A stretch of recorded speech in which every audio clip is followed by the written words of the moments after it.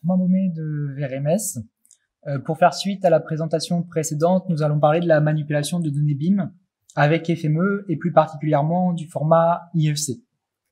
Alors dans un premier temps, je vais vous décrire un petit peu le format IFC et puis on va rentrer très vite dans les projets FME avec la lecture de données IFC, l'extraction d'informations, puis l'écriture au format IFC ainsi que de la mise à jour.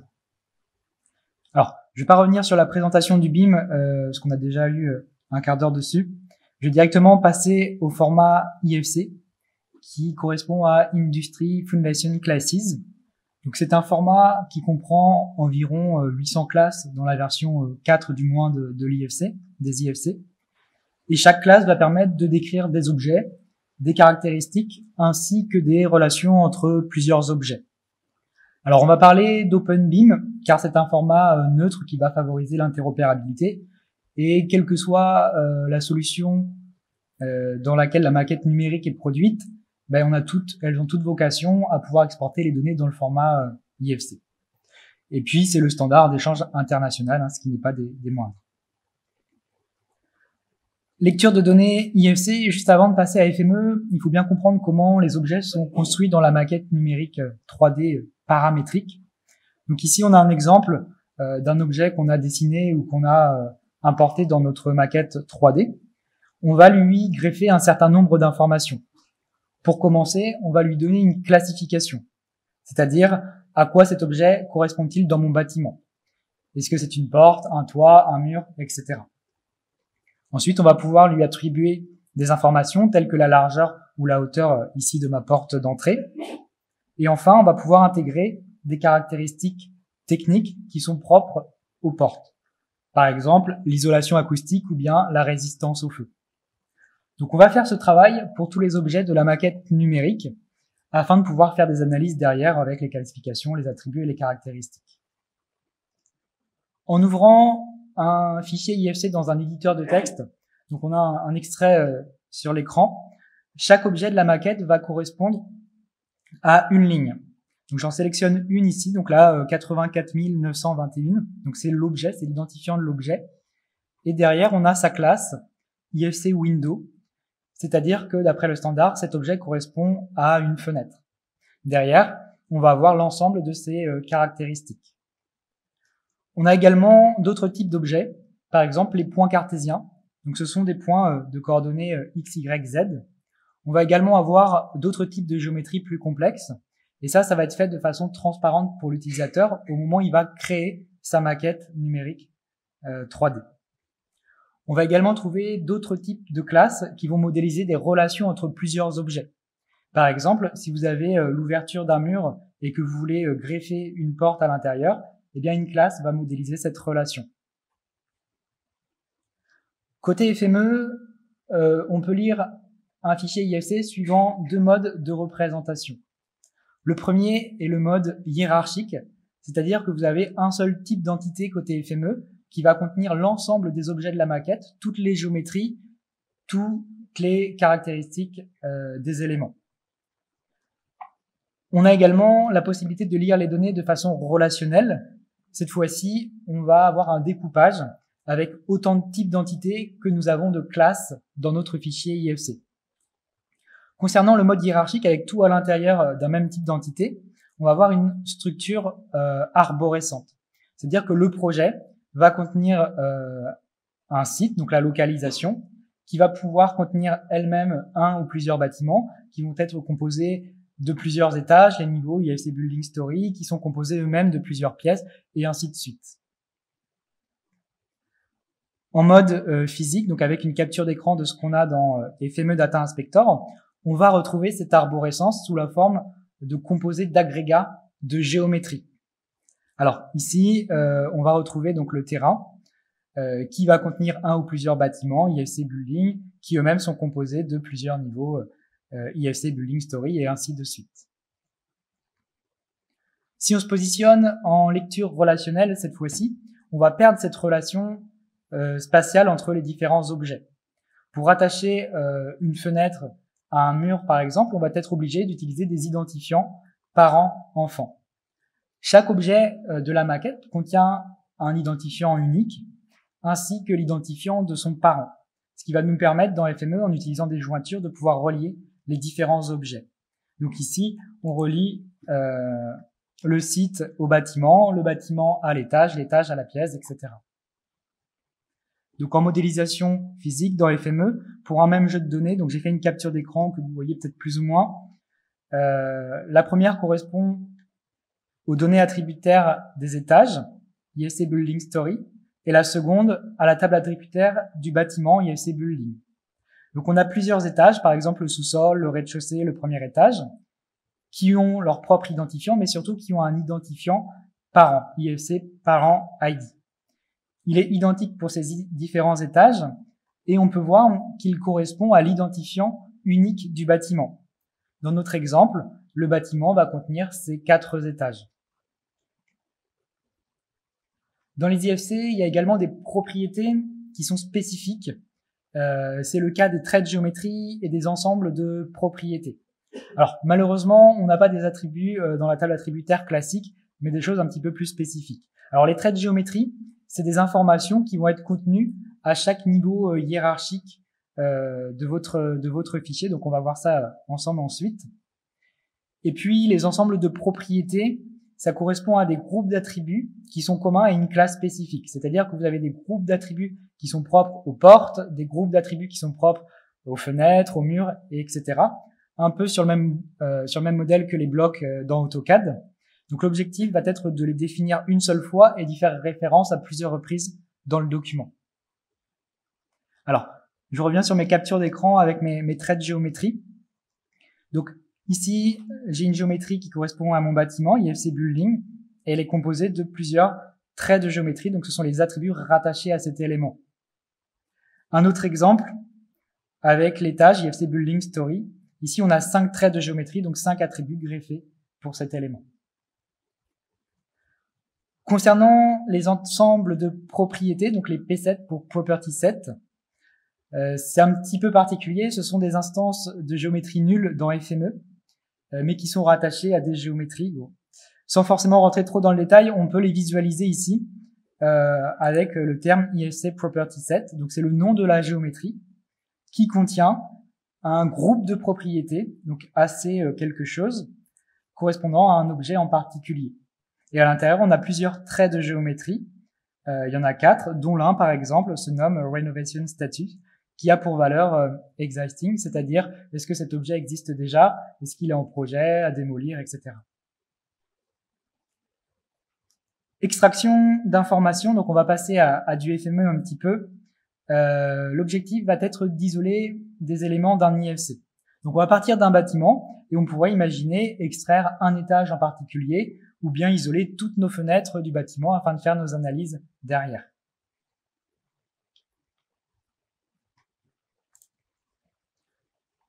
Donc dans notre projet, on va isoler toutes les fenêtres du bâtiment. Alors premièrement, on peut lire les données côté gauche de l'écran de façon relationnelle si vous m'avez suivi. C'est-à-dire qu'on a décomposé en autant de types d'entités qu'on avait de classes.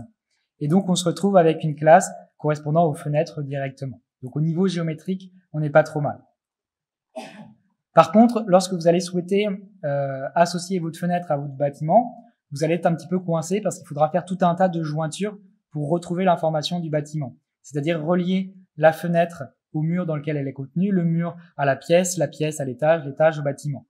Donc ça va démultiplier le nombre de jointures dans votre projet FME.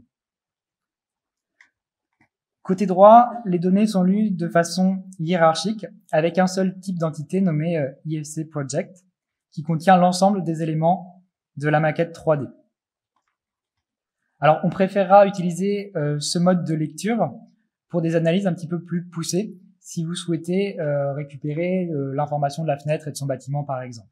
Alors nous on va utiliser celui-ci pour l'exemple. Alors la donnée ressemble à cela, donc c'est un bâtiment que l'on peut voir, et l'objectif va être d'isoler les fenêtres. Donc si on arrive à le sélectionner, hop, si j'arrive à le sélectionner, non, il veut pas. Voilà. Donc dans les informations sur l'entité, ouais, je suis désolé, après le repas, c'est pas le plus facile. On va retrouver les différents éléments de la maquette, donc les différentes classes. sous forme de nom de géométrie. Donc, on va avoir le nom du projet, le site, le nom pour le bâtiment, le nom pour l'étage, etc. Et nous, on souhaite isoler les portions de géométrie qui correspondent aux fenêtres. Pour ça, on va utiliser le transformer Geometry Part Extractor qui va vous faire une requête xquery, donc c'est du XML qui est fait. Alors ça fait un peu peur dit comme ça, mais rassurez-vous, ça se fait assez bien comme dans un testeur par exemple. Donc ici, on va aller récupérer le nom de la géométrie lorsqu'il est égal à IFC window. Cela va nous permettre de filtrer bien la géométrie de nos fenêtres. Hop, voilà. Là, le bâtiment est un petit peu plus simplifié, on n'a que les fenêtres. Donc on va poursuivre. Hop, juste là. On a récupéré la géométrie, pardon, mais on n'a rien au niveau attributaire. Pourquoi? Parce que les attributs ne sont pas dans la table attributaire classique, mais sous forme de traits de géométrie. Donc, un second opérateur, le Geometry Property Extractor, qui a pour mission de convertir des traits de géométrie en tant qu'attributs utilisateurs. Donc ici, il me suffit de nommer les différents attributs que je souhaite récupérer, les différentes informations, la hauteur, la largeur, le statut, etc., pour générer mon tableau qui va bien derrière. Donc là, j'ai mon tableau attributaire avec les valeurs que j'ai récupérées, et avec ça, on peut imaginer des exports. Alors ensuite, un autre exemple où c'est quasiment la même chose, mais cette fois-ci, on va extraire toutes les fenêtres d'un étage en particulier. Donc la petite différence, c'est qu'on va intégrer un autre transformer pour d'abord faire un filtre sur l'étage.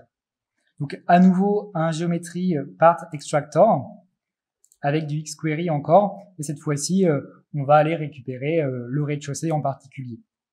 Donc on le branche avant, on va remettre les deux autres mêmes transformers, et cette fois-ci, on aura en résultat eh bien, que les fenêtres et la table attributaire correspondant à cet étage en particulier.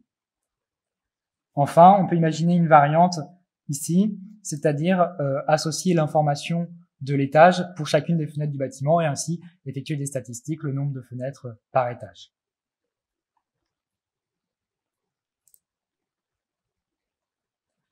On va passer à l'écriture au format IFC. Pour cela, on est parti d'une donnée 3D quelconque et l'objectif est de générer de l'IFC derrière. Donc, on va créer des propriétés, des attributs. On va dénommer la géométrie et générer également des ensembles de propriétés.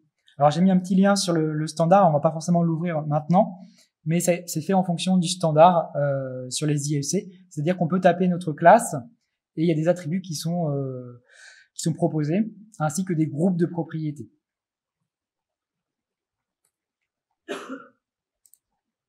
Donc, en consultant le projet, on a un premier bloc dans lequel les données sont lues, puis filtrées suivant le type de géométrie. Les murs sont séparés des fenêtres, des toits, etc. Ensuite, on va avoir plusieurs blocs dans notre projet qui vont correspondre aux différentes classes que l'on souhaite générer. Donc, on va avoir un bloc pour les murs, un autre pour les portes, les dalles, la toiture, et puis les fenêtres. En sortie, on va retrouver à chaque fois un type d'entité IFC correspondant à la classe IFC. Donc ici, IFC Window, par exemple. Alors, on va prendre l'exemple du premier bloc. C'est le même fonctionnement pour les autres, à la différence des attributs et des valeurs qu'on va mettre dedans. Donc, tout objet de type mur qui arrive dans mon bloc va prendre un identifiant via un counter, donc 1, 2, 3, 4, etc. Et ensuite, on va créer quelques attributs.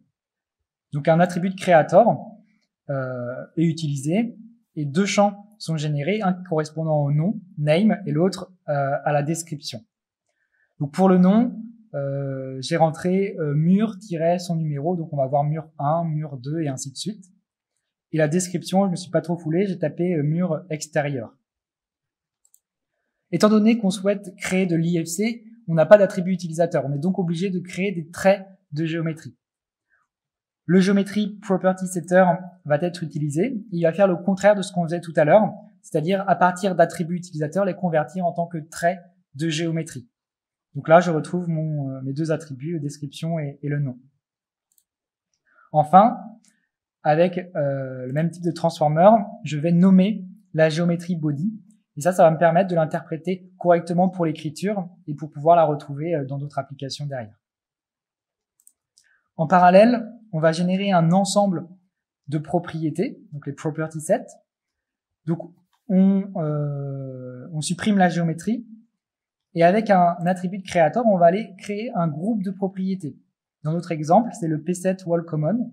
Donc, c'est un groupe de propriétés qui provient du standard et qui possède un certain nombre de caractéristiques, dont is external, est-ce que c'est un mur intérieur ou extérieur, et son statut, est-ce que l'objet existe déjà ou non. Ensuite, c'est exactement le même principe. On va convertir ces attributs en tant que traits de géométrie. Et ce qui est un petit peu particulier que j'ai montré tout à l'heure, c'est qu'on va définir une instance de géométrie nulle dans FME, c'est-à-dire un IFC property set. Et enfin, comme on fait de l'IFC et qu'il y ait un composé d'agrégats, on va agréger toutes ces géométries. Et enfin, on va les ressortir dans la classe correspondant au mur. Alors, en attendant que ça s'ouvre, je vais juste vous montrer pour les autres blocs, mais c'est exactement le même principe. La petite différence, c'est qu'on va pas avoir les mêmes attributs.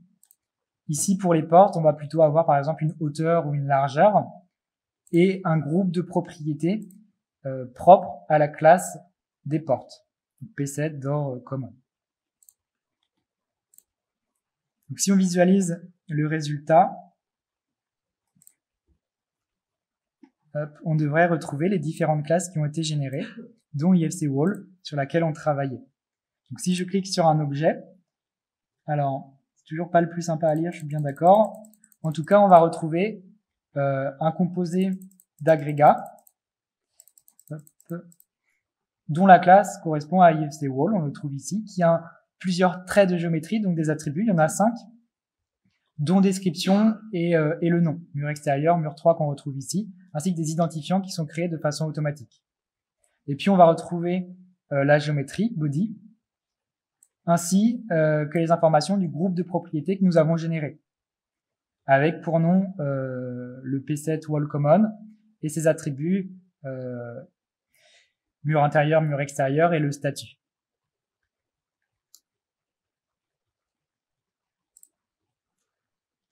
Alors, dernier exemple, on va faire de la mise à jour de données IFC. Donc, on va partir d'un IFC existant, puis on va le régénérer, mais on va modifier des valeurs attributaires. Pour cela, on va partir d'un fichier au format Excel. Donc, on a fait un export de l'IFC vers le format Excel dans FME, donc rien de compliqué. On a récupéré les traits géométriques qui nous intéressaient, à savoir l'identifiant de l'objet, le nom, la hauteur, la largeur de la porte, le statut de la porte et puis le pourcentage de surface vitrée. Donc l'objectif étant de pouvoir mettre à jour ce document, puis de lancer un script qui va récupérer ces valeurs pour mettre à jour le document IFC.